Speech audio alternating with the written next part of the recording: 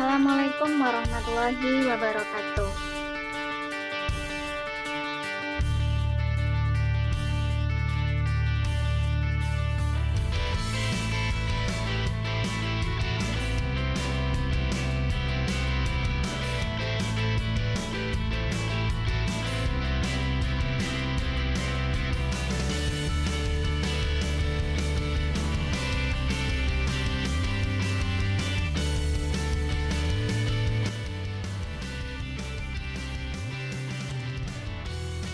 Baiklah Bapak dan Ibu, sebelum kita memulai acara kita pada malam hari ini, alangkah baiknya kita memulai dengan membacakan basmalah. Bapak Ibu yang kehormati, mewakili kepala sekolah karena mungkin beliau belum bisa bergabung bersama kita. Jadi mari kita ikuti kegiatan ini sampai selesai. Mudah-mudahan sangat membantu. Baiklah Bapak dan Ibu, kita akan mulai kegiatan guru berbagi modul 1 pendidikan guru penggerak. Di sini materinya adalah tentang filosofi pendidikan menurut Ki Hajar Dewantara dan budaya positif. Baiklah Bapak dan Ibu, kita mulai atau kita awali terlebih dahulu tentang sejarah pendidikan pada zaman dahulu, yaitu tentang pendidikan zaman kolonial. Nah, sebenarnya pada tahun 168 tahun yang lalu, itu tepatnya pada tahun 1854, beberapa bupati itu menginisiasi pendirian sekolah-sekolah kabupaten, tetapi itu hanya untuk mendidik para calon-calon pegawai. Kemudian pada tahun yang sama lahirlah sekolah-sekolah Bumi Putra yang hanya terdiri dari 3 kelas. Rakyat hanya diajarkan membaca, menulis, dan berhitung seperlunya, dan hanya mendidik orang-orang tertentu yang membantu usaha dagangnya. Jadi beruntunglah kita yang hidup setelah zaman kemerdekaan, karena sekarang pendidikan itu memerdekakan murid, tidak lagi dibatasi siapa yang bisa belajar dan tidak juga dibatasi hanya sekedar membaca, menulis, dan berhitung, tetapi semua aspek sudah dimasukkan ke dalam pendidikan.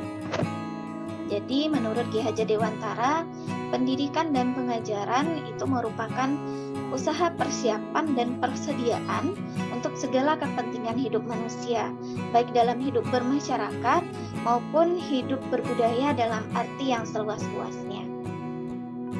Jadi Ki Hajar Dewantara mengibaratkan peran guru atau pendidik seperti petani atau tukang kebun. Sedangkan anak-anak itu seperti biji tumbuhan yang disemai dan ditanam oleh petani atau tukang kebun di lahan yang telah disediakan. Jadi anak-anak itu bagaikan bulir-bulir jagung yang ditanam. Bila biji jagung ditempatkan di tanah yang subur dengan mendapat sinar matahari dan pengairan yang baik, maka meskipun biji jagung adalah bibit jagung yang kurang baik atau kurang berkualitas, dapat tumbuh dengan baik karena perhatian dan perawatan dari petani. Demikian juga sebaliknya, jika biji jagung itu disemai, jika biji jagung yang disemai itu adalah bibit yang berkualitas baik, namun tumbuh di lahan yang gersang dan tidak mendapat pengairan dan cahaya matahari serta tangan dingin dari petani, maka biji jagung itu mungkin tumbuh namun tidak akan optimal. Kemudian Bapak Iwan Syahril, Dirjen Guru dan Tenaga Kependidikan, memaparkan refleksinya terhadap filosofi Ki Hajar Dewantara. Jadi di sini terdapat 2 hal filosofi Ki Hajar Dewantara. Yang pertama, pendidikan adalah tempat persemaian benih-benih kebudayaan. Jadi Ki Hajar Dewantara itu membuat sebuah koneksi yang tidak terpisahkan antara kebudayaan dan pendidikan yang menjadi satu kesatuan. Untuk mencapai kebudayaan atau peradaban bangsa itu yang dicita-citakan melalui pendidikan. Jadi pekerjaan guru dalam pendidikan itu tidak hanya untuk anak bersekolah, ujian hasilnya baik, dan lain sebagainya, tetapi juga untuk menjemput kebudayaan yang dicita-citakan. Dengan kata lain adalah membentuk peradaban. Nah, yang kedua adalah tentang perubahan. Nah, seperti tata surya, Seperti tata surya selalu bergerak, tidak pernah berhenti dari waktu ke waktu. Tidak statis, kebudayaan juga tidak boleh statis, dia harus terus bergerak. Untuk pemeliharaan kebudayaan harus terus bergerak sesuai dengan kodrat alam dan kodrat zamannya. Jika kebudayaan tersebut terisolasi akan mengalami kehancuran.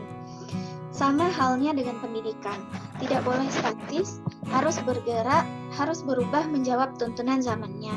Karena sama seperti tata surya, jika planet berhenti bergerak dan statis akan mengalami chaos atau akan mengalami kekacauan.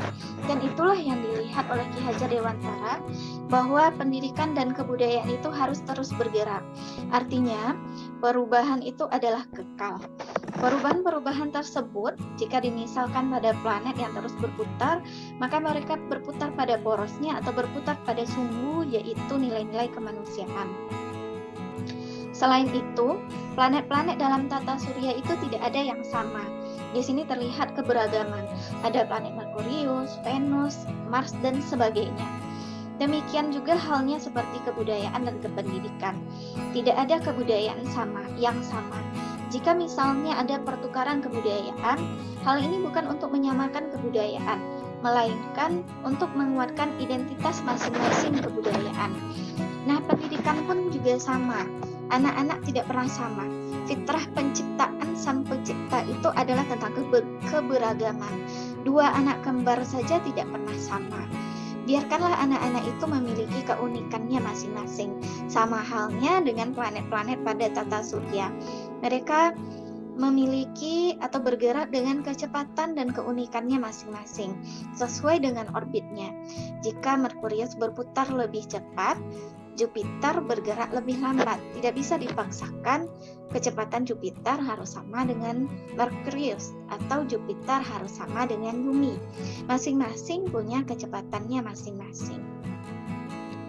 Nah, dari filosofi pendidikan Ki Hajar Dewantara tersebut terdapat relevansinya dengan transformasi pendidikan kita saat ini. Yang pertama itu adalah tentang perubahan. Jadi, yang pertama kita lihat 3 kerangka perubahan menurut Ki Hajar Dewantara. Yang pertama itu adalah kodrat keadaan. Kodrat keadaan. Yang kodrat keadaan ini terdiri dari kodrat alam dan kodrat zaman. Yang kodrat alam itu terkait dengan alam atau tempat tinggal manusia.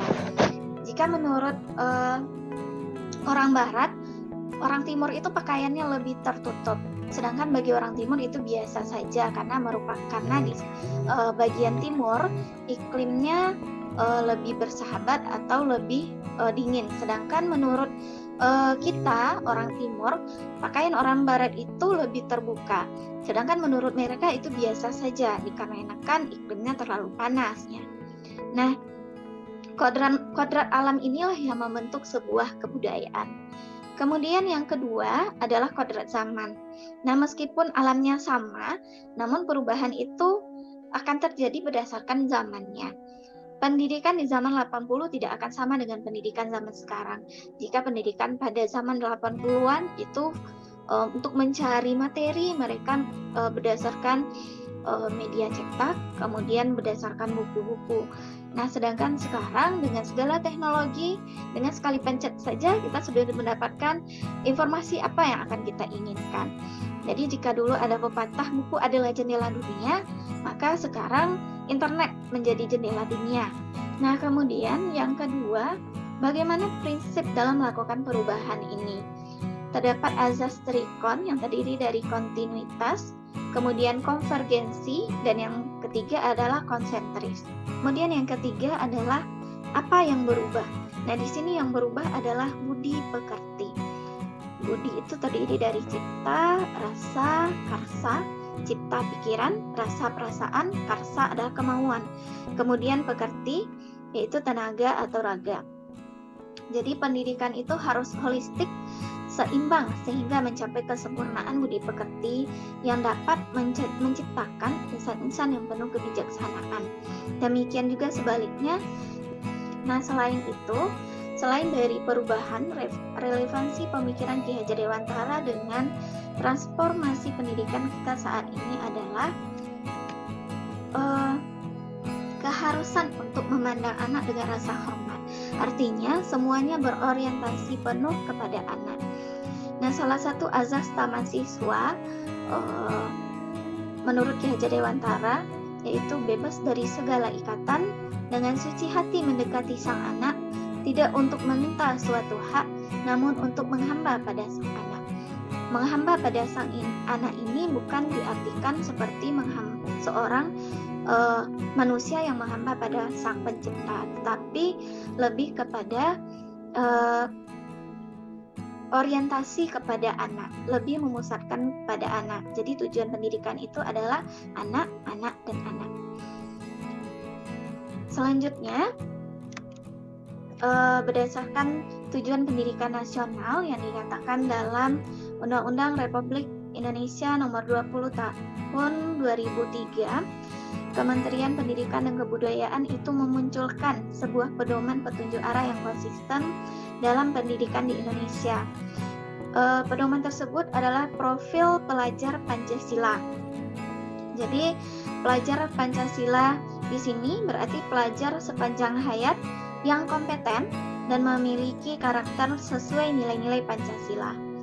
Jadi pelajar yang memiliki profil ini adalah pelajar yang terbangun utuh ke-6 dimensi pembentukannya. Tidak hanya 1 atau 2, jadi ke-6-6-nya terbentuk. Jadi dimensi tersebut adalah yang pertama, beriman bertakwa kepada Tuhan Yang Maha Esa dan berakhlak mulia. Di sini akhlak mulia di sana dimaksudkan adalah akhlak dalam beragama, kemudian akhlak pribadi atau integritas, kemudian akhlak kepada manusia, akhlak kepada alam, dan akhlak bernegara. Untuk di sekolah ini sudah mulai diimplementasikan. Kemudian yang kedua adalah berkebinekaan global. Kemudian yang ketiga itu adalah mandiri. Mandiri itu mempunyai kemampuan dan kemauan dalam mengembangkan diri. Selanjutnya bergotong royong. Nah, bergotong royong ini anak mampu nanti berkolaborasi, kemudian mereka peduli dengan sesama, kemudian mereka juga dapat berbagi, saling berbagi. Kemudian bernalar kritis, yaitu menggunakan nalar untuk memproses informasi dan mengevaluasinya. Nah, bernalar kritis ini sangat diperlukan apalagi pada zaman sekarang ini, di mana informasi dengan mudah ditemukan, kita tidak tahu mana yang benar dan mana yang salah. Nah, dari sinilah digunakan salah satu dimensi profil pelajar Pancasila bagi anak-anak, yaitu bernalar kritis. Jadi nanti anak-anak itu dapat membedakan nanti, oh ini informasinya hoax, ini benar. Kemudian kreatif. Nah, profil pelajar Pancasila itu dapat diintegrasikan dalam semua mata pelajaran untuk menuntun anak serta menumbuhkan nilai-nilai dan karakter dalam usaha mewujudkan profil pelajar Pancasila ini. Maka hal pertama yang dapat kita lakukan adalah mengenali dan menjalankan profil Pancasila ini terlebih dahulu. Sebagaimana semboyan Ki Hajar Dewantara, Ing Marso Suntulodo, Ing Madio Mangunpersa, Tuturi Handayani. Jadi kita sebagai guru akan menjadi contoh bagi anak-anak kita. Selanjutnya materi dari modul ini yang berikutnya adalah budaya positif. Budaya positif ini adalah nilai-nilai atau keyakinan ataupun kebiasaan di sekolah yang berpihak pada murid agar murid dapat berkembang menjadi pribadi yang kritis, penuh hormat, dan bertanggung jawab. Sebagaimana yang dijelaskan oleh Ki Hajar Dewantara, kita ambil contoh perbandingannya dengan hidup tumbuh-tumbuhan. Seorang petani yang menanam padi misalnya hanya dapat menuntun tumbuhnya padi. Dia dapat memperbaiki kondisi tanah, memelihara tanaman padi, memberi pupuk dan air, membasmi ulat-ulat atau jamur yang mengganggu hidup tanaman padi, dan lain sebagainya. Dari pernyataan Ki Hajar Dewantara tersebut, kita dapat memahami bahwa sekolah itu diibaratkan sebagai tanah tempat bercocok tanam. Sehingga kita sebagai guru itu harus mengusahakan sekolah menjadi lingkungan yang menyenangkan, menjaga, dan melindungi murid dari hal-hal yang tidak baik. Dengan demikian, karakter murid tumbuh dengan baik. Sebagai contoh, muridnya yang tadi malas menjadi semangat, bukan sebaliknya. murid akan mampu menerima dan menyerap suatu pembelajaran bila lingkungan di sekelilingnya terasa aman dan nyaman. Selama seseorang merasakan tekanan di lingkungannya, maka proses pembelajaran akan sulit terjadi. Untuk membahas tentang budaya positif, kita akan membahas tentang bagaimana menyediakan lingkungan yang positif, aman dan nyaman agar murid-murid ini dapat mampu berpikir. Nah, salah satu strategi yang dapat kita tinjau adalah bentuk disiplin yang selama ini kita jalankan di sekolah. Lazimnya disiplin itu dikaitkan dengan kontrol. Nah, dalam hal ini kontrol guru dalam menghadapi murid. Jadi sebelumnya kita harus meluruskan terlebih dahulu beberapa miskonsepsi tentang kontrol. Jadi di sini ilusi guru mengontrol murid. Jadi pada dasarnya kita tidak dapat memaksa murid untuk berbuat sesuatu jikalau murid tersebut memilih untuk tidak melakukannya. Jadi walaupun tampaknya kita sedang mengontrol perilaku murid tersebut, hal ini karena murid tersebut sedang mengizinkan dirinya dikontrol.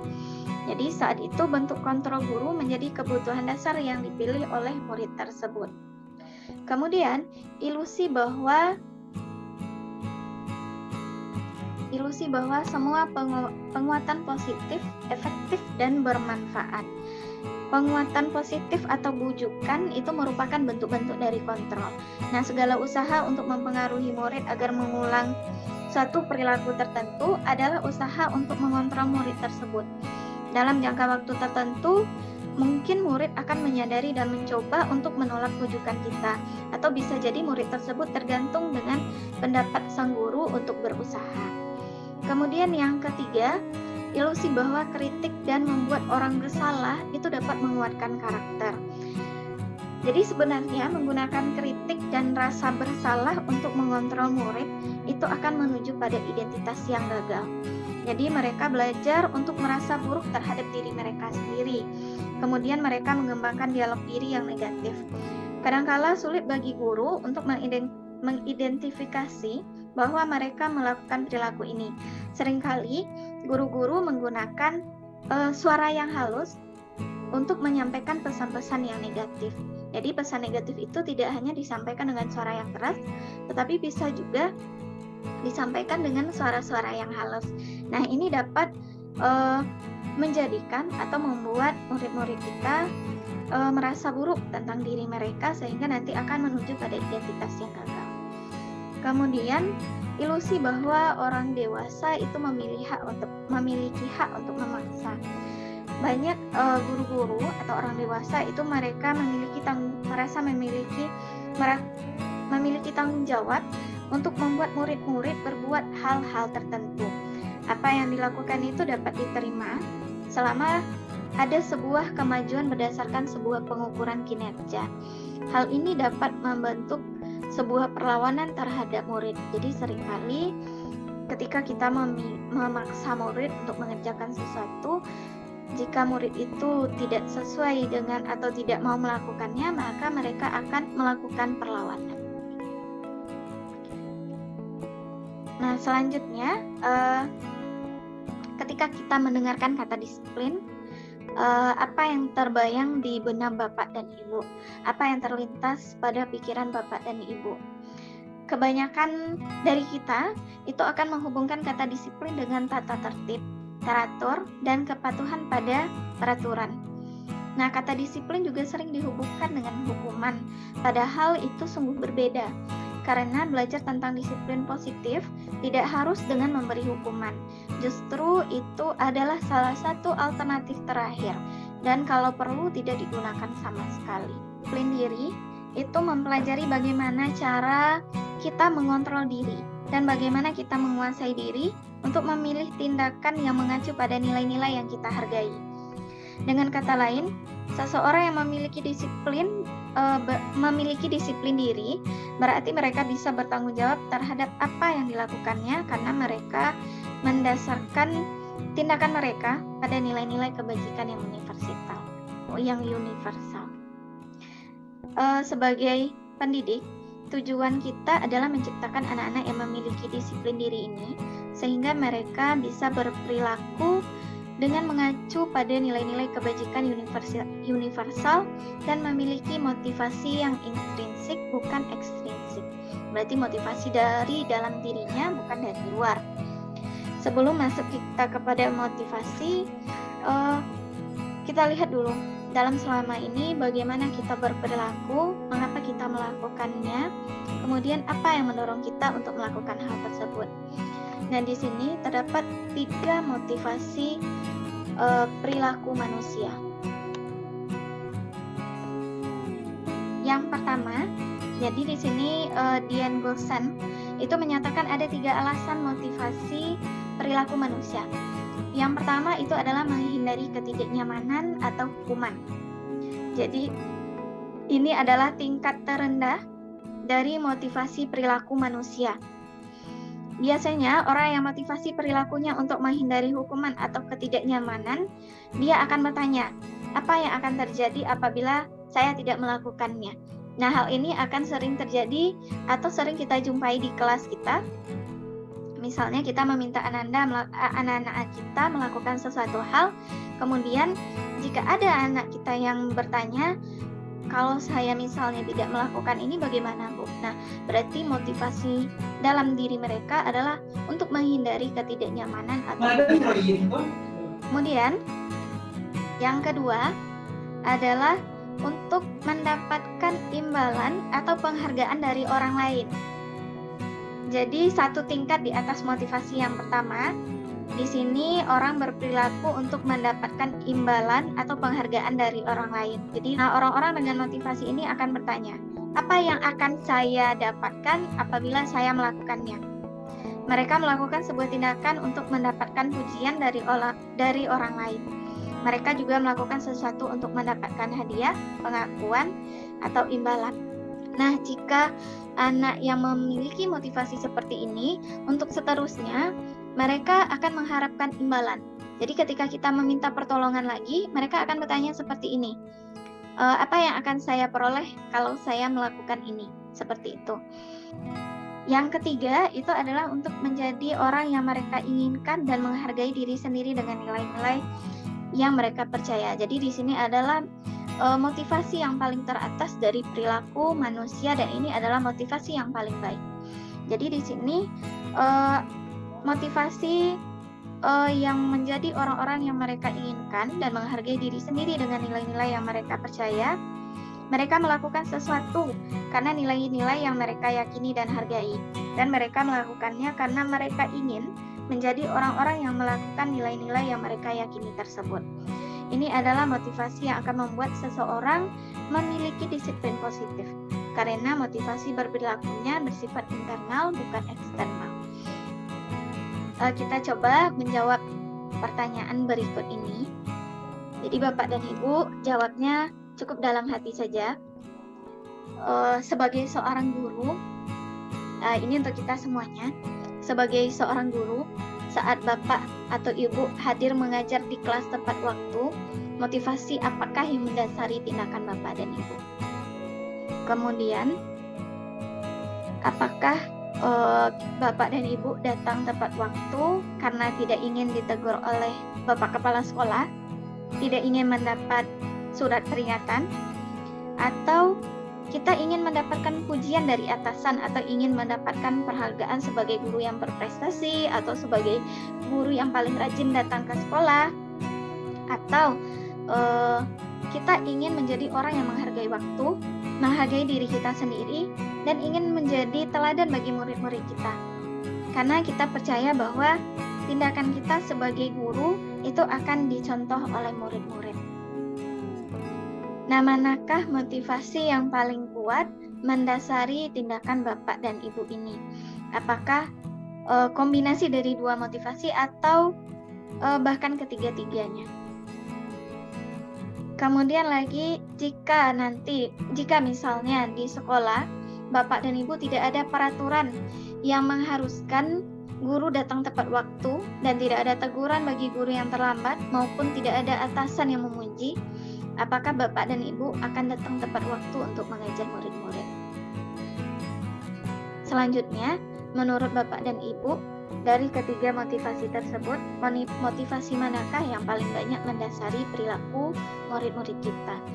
Jika motivasi murid-murid kita sudah mencapai yang ketiga, berarti mereka sudah mengembangkan disiplin positif. Nah, setiap tindakan atau perilaku yang kita lakukan di dalam kelas itu dapat menentukan terciptanya sebuah lingkungan positif. Perilaku warga kelas tersebut menjadi sebuah kebiasaan yang akhirnya membentuk sebuah budaya positif. Untuk terbentuknya budaya positif, pertama-tama perlu diciptakan dan disepakati keyakinan-keyakinan atau prinsip-prinsip dasar bersama di antara warga kelas. Jadi ini di kelas. Jadi kita perlu membentuk sebuah keyakinan kelas. Jadi keyakinan kelas ini dapat kita lakukan di awal pertemuan di awal semester. Nah, pertanyaannya, mengapa harus ada keyakinan kelas? Kenapa tidak peraturan kelas saja? Karena misalnya saja Bapak dan Ibu, mungkin Bapak dan Ibu pernah ke Bukit Tinggi, kemudian pernah lewat Janjang 40. Ketika Ibu dari Pasar Atas mau ke bawah melewati Janjang 40, Janjang 40. Kemudian di pertengahannya di sebelah kanan itu terdapat sebuah musola cantik yang di sana terdapat banyak tamannya itu terdapat banyak bunga sekali. Terdapat banyak bunga, kemudian di sana terdapat sebuah papan. Biasanya kalau di taman-taman dilarang memetik bunga. Ada di sana tulisannya, tetapi di sana berbeda. Di sana tertulis, "Aku cantik bukan?" Kemudian, "Jika aku cantik, biarkan semua orang melihat kecantikanku dengan tidak memetikku." Nah, inilah perbedaan antara keyakinan kelas dengan peraturan. Jadi, menurut dosen, keyakinan akan lebih memotivasi seseorang dari dalam atau memotivasi secara intrinsik. Seseorang akan lebih tergerak dan bersemangat untuk menjalankan keyakinannya daripada hanya sekedar mengikuti serangkaian peraturan. Murid-murid pun demikian, mereka perlu mendengarkan dan mendalami tentang suatu keyakinan daripada hanya mendengarkan peraturan-peraturan yang mengatur mereka harus berlaku begini atau harus berlaku begitu. Jadi di sini dijelaskan bahwa sebaiknya di awal pertemuan itu kita dengan siswa itu membuat sebuah keyakinan kelas yang kita sepakati dan tidak akan kita langgar untuk selama 1 semester misalnya. Jadi tidak misalnya kita awal semester, anak tidak boleh terlambat, kemudian anak harus mengerjakan tugas. Jadi kita ajak siswa-siswa untuk membuat sebuah keyakinan kelas. Nah, di sini ada sebuah contoh keyakinan di sini keyakinan kelas 7. Jadi mereka membuatnya bersama-sama dengan guru yang mengarahkannya. Di sini ada 3. Jadi untuk keyakinan kelas itu tidak perlu banyak-banyak tidak perlu banyak-banyak dirancang, perlu hanya sedikit saja, tetapi diingat oleh murid-murid kita. Kemudian keyakinan kelas ini bersifat lebih abstrak. Kalau peraturan itu dia lebih rinci, lebih konkret. Nah, kalau yang keyakinan ini dia lebih abstrak, kemudian pernyataan-pernyataannya itu lebih universal. Jadi keyakinan kelas ini disepakati sesuai dengan keyakinan warga kelasnya. Jadi bisa jadi nanti akan berbeda keyakinan kelas IPA 1, IPA 2 akan berbeda. Nah, itu yang akan disepakati di awal pertemuan. Dalam menjalankan keyakinan kelas ini, bila mana nanti terjadi suatu pelanggaran, tentunya sesuatu itu harus terjadi. Untuk itu kita perlu meninjau ulang penerapan penegakan peraturan kelas atau keyakinan kelas yang selama ini kita jalani. Penerapan terhadap suatu pelanggaran bisa dalam bentuk hukuman, sanksi, atau restitusi. Dalam pendidikan, sanksi ini disesuaikan menjadi sebuah konsekuensi. Jadi kita harus bisa membedakan antara hukuman dan sanksi. Kemudian kita harus tahu jika dia sama, apa persamaannya, jika dia beda, apa perbedaannya. Pemahaman konsekuensi ini bahwa dalam setiap tindakan atau perbuatan pasti akan ada konsekuensi, baik atau kurang. Akan ditunjukkan perbedaan antara hukuman, konsekuensi, hukuman, konsekuensi, kemudian restitusi. Nah, jadi hukuman itu lambat laun akan membentuk identitas yang gagal pada murid kita. Sedangkan pada konsekuensi itu akan membuat identitas yang berhasil, akan membentuk identitas diri murid-murid kita. Nah, hukuman itu bersifat negatif, sedangkan konsekuensi itu bersifat netral. Jadi hukuman itu dia sesuatu yang menyakitkan, harus terjadi. Sedangkan konsekuensi atau sanksi itu sesuatu itu memang harus terjadi. Kemudian hukuman itu tidak nyaman untuk murid dalam jangka waktu yang panjang. Sedangkan konsekuensi itu tidak nyaman untuk murid, tetapi hanya untuk jangka waktu yang pendek. Kemudian murid atau anak akan tersakiti ketika bila mendapatkan hukuman. Tetapi ketika konsekuensi mendapatkan konsekuensi, anak hanya merasa tidak nyaman saja. Kemudian, bagi anak-anak yang tidak takut, hukuman ini tidak akan berlaku. Nah, sedangkan untuk konsekuensi itu harus ada monitoring dan supervisi terus-menerus dari guru. Kalau dalam hukuman, peraturannya adalah kamu harus seperti ini. Nah, kalau konsekuensi, sebagaimana kita sudah membuat tentang keyakinan kelas, apa keyakinan kelas yang sudah kita sepakati? Mampukah kamu melakukannya? Seperti itu. Kemudian, kalau dengan diberikan sebuah hukuman, itu anak-anak akan membenci peraturan. Sedangkan dengan memberikan konsekuensi, itu anak-anak akan menghormati peraturan. Jadi kalau misalnya hukuman itu menggunakan metode paksaan, tetapi kalau konsekuensi itu adalah stimulus respon. Jadi kalau hukuman itu dia mendorong untuk menyalahkan dirinya sendiri, tetapi kalau pada konsekuensi itu akan mendorong anak patuh. Jadi konsep diri untuk hukuman ini buruk, sedangkan konsep diri pada diberikan konsekuensi itu konsep dirinya adalah baik. Jadi kalau pada hukuman anak jika kita memberikan hukuman, itu anak akan belajar menyembunyikan kesalahannya. Tetapi ketika kita memberikan sebuah konsekuensi, anak-anak akan belajar taat pada peraturan. Nah, Bapak dan Ibu, jadi silakan Bapak dan Ibu, di sini ada beberapa perilaku atau keadaan. Jadi akan kita isi bersama-sama, akan kita cek apakah kita paham yang mana hukuman atau yang mana konsekuensi. Bapak dan Ibu, silakan Bapak dan Ibu ketikkan di kolom chat yang hukuman ini yang nomor-nomor berapa saja dan yang konsekuensi ini nomor berapa saja. Kemudian akan kita lihat bersama-sama apakah yang kita jawab, apakah jawaban kita ini sudah benar atau salah. Baiklah Bapak dan Ibu, kita lihat, ini dia. Ini jawabannya dari pertanyaan kita tadi. Jadi lari mengelilingi lapangan basket 2 kali karena terlambat hadir ke sekolah. Ini merupakan sebuah hukuman. Kemudian membersihkan coretan yang dibuat di meja tulis itu adalah konsekuensi. Kemudian yang ketiga, murid diminta untuk push up 15 kali karena tidak menggunakan masker ke sekolah, itu merupakan hukuman. Yang keempat, mengganti kertas tugas teman yang telah dicoret-coret, itu merupakan konsekuensi. Nah, yang kelima, duduk di lantai karena tidak membuat PR, itu merupakan sebuah hukuman. Kemudian berdiri di depan kelas sambil mengangkat kaki satu karena tidak bisa menjawab pertanyaan, itu juga merupakan hukuman. Kemudian kehilangan 10 menit jam istirahat untuk mengerjakan tugas karena terlambat dan tertinggal pelajaran selama 10 menit, itu adalah konsekuensi. Jadi Bapak dan Ibu dapat kita simpulkan bahwa hukuman itu bersifat tidak terencana, tiba-tiba. Anak atau murid itu tidak tahu apa yang akan terjadi dan dia tidak dilibatkan.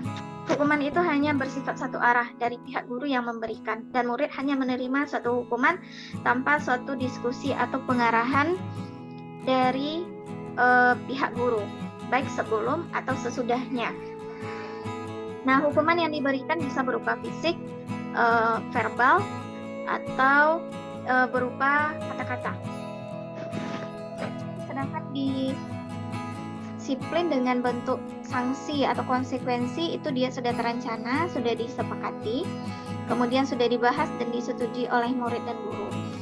Jadi biasanya pembentukan sanksi atau konsekuensi itu dibentuk oleh guru dan murid sudah mengetahui konsekuensi yang akan diterimanya. Nah, pada konsekuensi murid tetap dibuat tidak nyaman untuk jangka waktu pendek. Kemudian konsekuensi biasanya diberikan berdasarkan suatu pengukuran, misalnya setelah 3 kali ditegur di kelas oleh guru karena tugasnya belum selesai atau mengkoprol, maka dia akan kehilangan waktu istirahatnya dan harus menyelesaikan tugas karena ketertinggalannya. Nah, peraturan ini sudah disepakati oleh murid dan diketahui sebelumnya. Jadi di sini guru perlu memonitoring atau perlu memonitor murid-muridnya. Ini ada pernyataannya, bila kita ingin membuat kemajuan perlahan, sedikit-sedikit, ubahlah sikap atau perilaku Anda. Tetapi bila kita ingin memperbaiki cara-cara utama kita, maka kita perlu mengubah kerangka acuan kita. Ubahlah bagaimana Anda melihat dunia, bagaimana Anda berpikir tentang manusia, ubahlah paradigma Anda, skema pemahaman dan penjelasan aspek-aspek tertentu tentang realitas. Jadi mungkin di sini ada banyak hal-hal yang baru kita ketahui, seperti misalnya memberikan penghargaan atau memberikan reward itu lama-kelamaan ternyata akan membentuk identitas yang gagal pada murid. Padahal sebenarnya niat kita itu sudah baik. Nah, dari hal-hal tersebut perlu kita lihat lagi kerangka acuan kita. Baiklah Bapak dan Ibu, terima kasih atas kehadirannya pada malam hari ini. Terima kasih sudah mau mendengarkan tentang penjelasan atau materi-materi dari kegiatan pendidikan guru penggerak, materinya tentang modul 1 ini. Semoga dapat bermanfaat bagi kita semua. Untuk saya sudahi. Assalamualaikum warahmatullahi wabarakatuh.